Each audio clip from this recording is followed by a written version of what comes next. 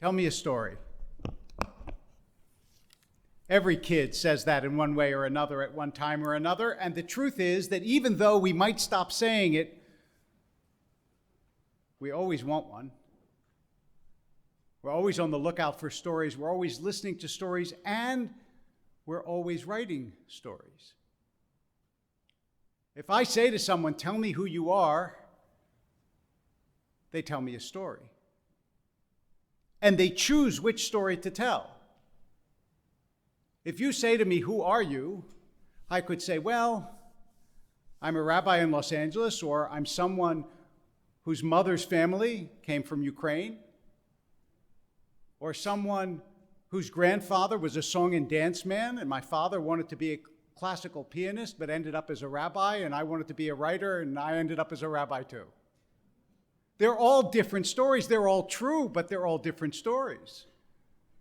We have multiple stories in our lives, and we choose which one to tell at which time. I could tell you the story of the accident, or I could tell you the story of the people who came to help. When someone says, "I have a bad day," and you ask them, it's usually one thing that happened or two things that happened, but 20 other things happened that weren't bad, but those two made the story of a very bad day. In Jewish history, there are lots of stories. And three of them, in a way, converge on this Shabbat. The first one is that we're ending the book of Exodus. And what is the story of the book of Exodus? It is that the Jewish people are helpless and they're slaves, and God comes and saves them.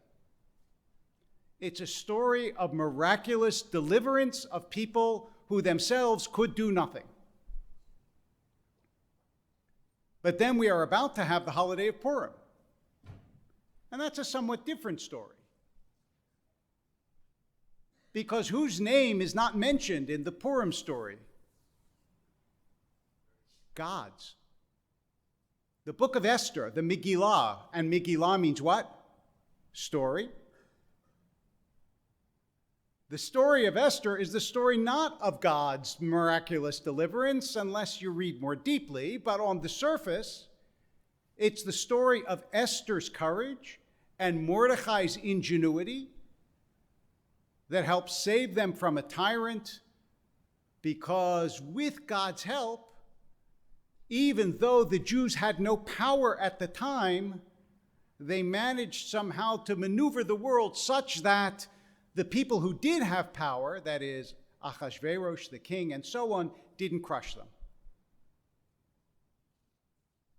And then there's our modern story, the story of the flag of Israel, which was, we've been waiting a long time for miraculous deliverance. We're a little impatient. Doesn't seem to be coming on anyone's schedule. So we are going to take up arms and fight for the country and see if we can create our own story in the absence of the kind of story that we got in Exodus. Three different stories: powerlessness, power by political maneuvering, power by force of arms. All of them are Jewish stories. It just depends which story you're looking at. And I wonder who in that story knew that they would become the Jewish story. And I wonder if Moses thought to himself, you know what, in a couple thousand years, they're still going to be telling this story. Or if Mordecai thought, you know what, in a couple thousand years, they're still going to be telling this story. The Hebrew word for story is sipur. And it is related, it's from the same root, as the word for book, which is sefer. Because another way of telling the Jewish story is it's the story of a book, which accompanied all three stories that I just told you about. Now, why am I bringing up this business about stories? Because we are in the process of seeing a remarkable Jewish story.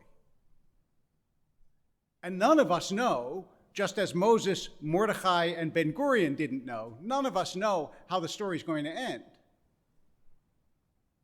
But I have no doubt that however it ends, it will be spoken about for a very long time as a Jewish story. Like all the other Jewish stories, it's not only a Jewish story. After all, the story of the Exodus from Egypt involved lots and lots of other nations and people. The story of Purim is a story about ancient Persia as much as it's a story about the Jews. And the story of modern Israel, as you know, involves like every country and every people, and still does. So the modern Jewish story is really a story about Russia and Ukraine. And yet, remarkably enough, it has become a Jewish story. Because who would think that the leader of a country on whose soil is Babi Yar, one of the most awful moments of all of history, where over 33,000 Jews were killed in just 2 days in one spot. Just imagine that. Who would think that the leader of that country would be Jewish? And that all of a sudden would become a beacon of conscience and clarity to an entire world and stand up and say to the world, Jews, do not be silent. Which, by the way, is another way of saying to the world, yes, I'm Jewish, and I'm not hiding it, and I'm not ashamed of it. And I call on other Jews to join me in this. In its way, this is as remarkable as the story of Purim, and in its way, if you'll allow for some miracles aside, as the story of the Exodus, certainly as improbable. Because remember, I started by telling you that one way to tell my story was that part of my family came from Ukraine. The other day, I was at a shiva, someone else whose family had come from Ukraine. And the man who passed away, his family literally remembered the Ukrainians who had murdered other parts of his family. And he thought of that place as a sort of black pit of despair. And look at it right now. Not only is it, according to a 2019 survey, the most hospitable country in Eastern Europe for Jews, but the president is Jewish, the prime minister was Jewish, and the world is looking to him for the kind of leadership that we have been desperate for so many years throughout the world. That is somebody who's not a perfect person, because perfect people don't exist, but somebody you can just admire, who is standing for what is good and what is right. Now, here's the thing about stories. If you write them yourself, you can make them end any way you want. But in the world, they end the way they end. And we don't know how this story is going to end.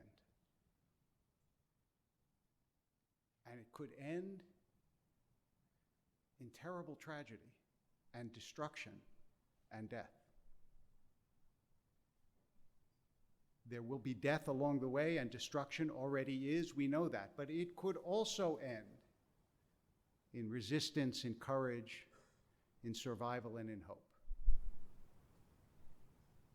Both kinds of stories have been Jewish stories. The kind that end in tragedy and the kind that end in triumph. I can't remember the last time I stood at this pulpit and prayed for someone's life, but I pray that Zelensky lives. I pray that he continues to have the courage and the strength to lead the way he has been leading. I pray that the world will give him every kind of aid that it can reasonably give to a country that is being beleaguered by a tyrant.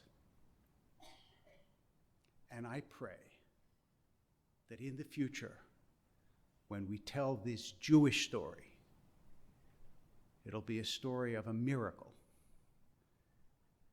and a story of deliverance. Shabbat Shalom.